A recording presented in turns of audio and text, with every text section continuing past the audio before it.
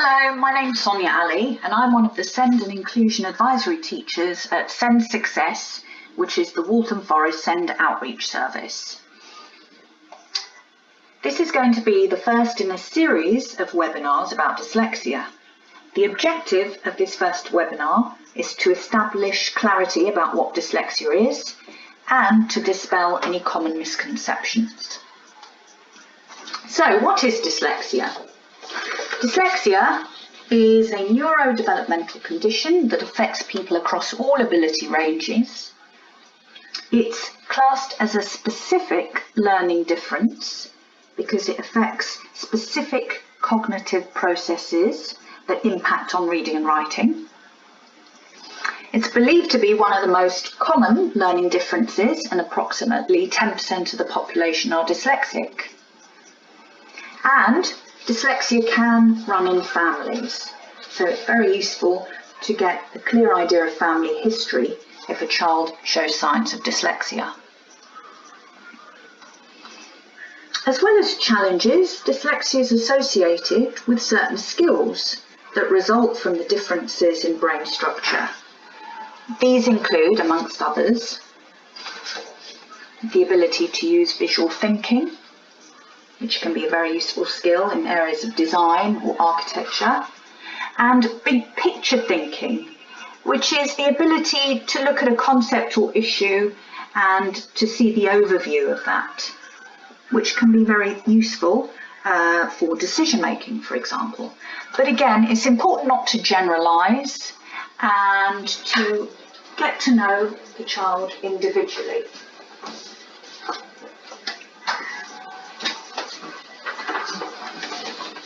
Common misconceptions abound about dyslexia. One of these is that dyslexia is a visual disorder. Dyslexia is not a visual disorder, but it can impact visual processing speed, which we'll come to a little later.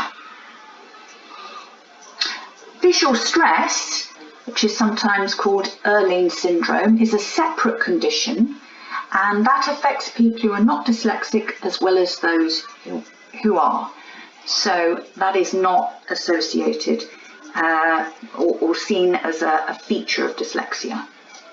In terms of coloured overlays, most recent evidence is inconclusive about the benefits of coloured overlays.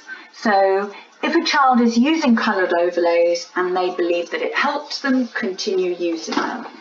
But there's no conclusive evidence to show that that is helpful for dyslexic students. Another misconception is that dyslexia affects people of higher ability, and that is not true at all. It affects people across a whole range of abilities. So, what we're going to do now is we're going to look at, in a bit more detail, what the underlying cognitive processes are that affect the word reading, word recognition and spelling of dyslexic individuals. So there are 4 core cognitive processes that are affected in dyslexia. The first is phonological awareness and processing. The second is verbal processing speed, that's then visual processing speed, and finally working memory. So we're going to look at what each of those are separately, and hopefully that will give us a more detailed understanding of what dyslexia is. The first thing is phonological awareness and processing. So essentially language is made up of sounds, and what happens is that people speak in sounds and your brain orders those sounds into meaningful units or words. So the image there is showing an omelette. If you think the omelette is a word and the eggs are the sounds that make that word. So your brain processes sounds and again orders them into, gives them meaning. Now, students with dyslexia will have weaknesses with identifying, discriminating, manipulating and blending the sounds in language. In some children, in the early stages of learning to speak, this may affect speech as well, so that can be one of the earliest signs of dyslexia.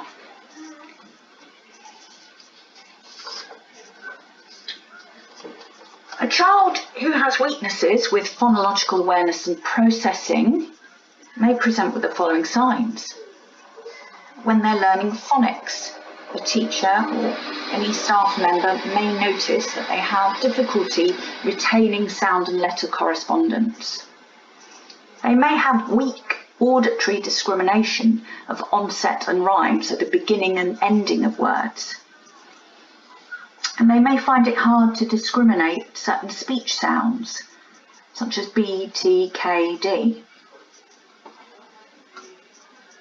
It's worth noting at this point that English language speakers have a slight disadvantage because some languages, such as Spanish, have a much simpler correspondence between letters and sounds.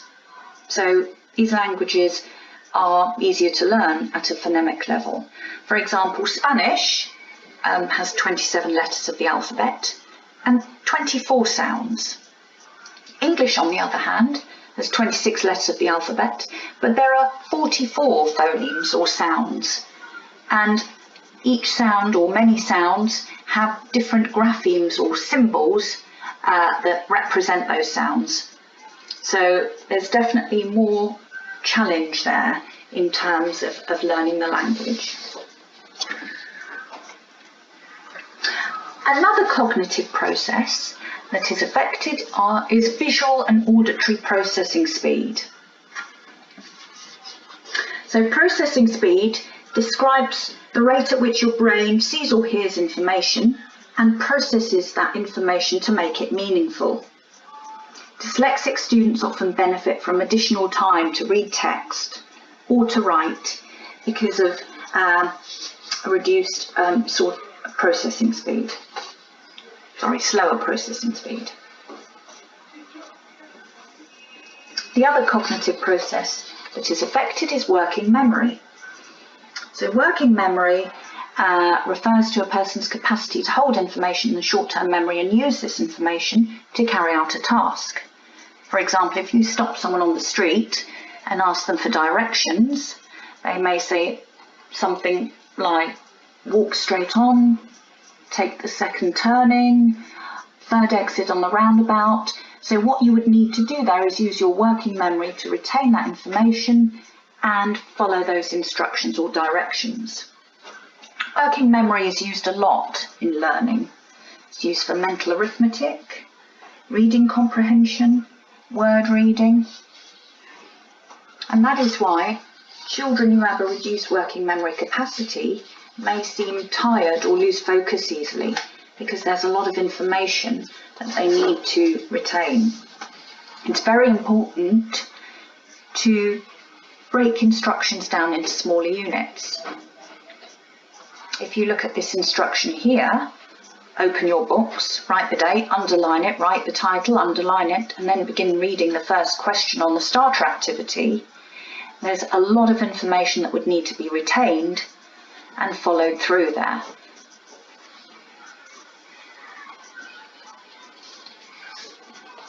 It's always preferable that students with dyslexia are identified earlier so that any adaptations can be made to their learning. Sometimes a student may not be identified and continue to struggle in their learning.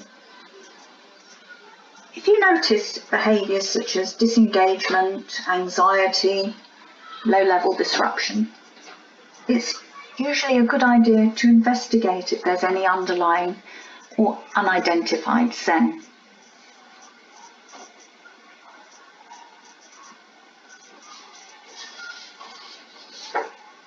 As with anything, there are certain factors that help override any challenges a child may experience with dyslexia. These include good quality first teaching, effective and early literacy intervention, a child having interests and hobbies outside of school-based learning, which they enjoy. If a child is aware of their strengths, that can also be very useful and helpful for them in terms of how they feel about themselves and their own self-concept. Exposure to literacy Regular reading and a supportive home environment is also helpful. And of course, as with all children and adults, sleep, rest, and time to relax.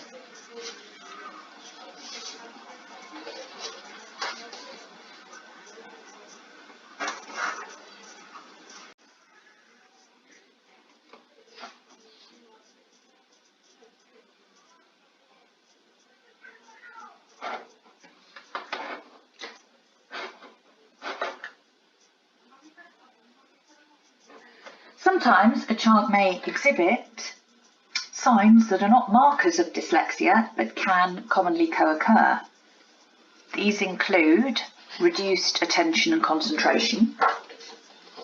If you notice a child's attention and concentration is significantly affected and is an impairment when it comes to their learning, then it is recommended that the possibility of ADHD is investigated. Some children might experience challenges with timekeeping and personal organisation. These may become more apparent as the child becomes older and needs to be more independent. Speech and language can be affected sometimes, and again, this will need to be investigated by a speech and language therapist. Handwriting difficulty beyond a certain age should be looked at objectively.